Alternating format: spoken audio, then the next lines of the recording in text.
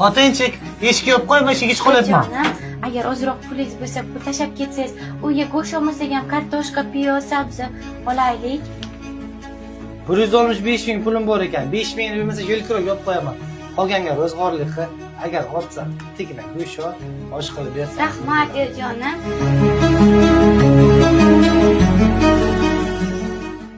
Akam bormi, Dila yengejon? Akangiz yo'q, Dila ishga ketuvdilar. Kiring uyga. Hamma kasal, ozroq pul yordam qila olasiz. Albatta, faqat 160 ming pulimiz bor. Shu yetadi degan umiddaman. Rahmat, birlaringizga ming bersin. Yetadi, rahmat. Mayli. Xotinchik, buni qara beraki. Erjonim, bu narsani qayerdan oldingiz? Kim berdi sizga? Bir saxiy boy pul va oziq-ovqat ehsonlik qildi. Naq 1.600.000 puli ham bor. Bugun o'zi singiz kelgandi. Bozorlikka tashlab ketgan pulingizni singizga berib yuborgandim.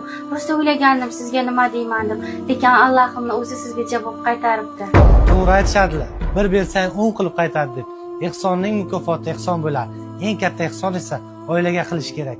Bu video yoqqan bo'lsa, videoning tagida kommentariyada o'z fikrlaringizni qoldirib, tanishlaringizga yuborishni unutmanglar. Hammalaringizga rahmat.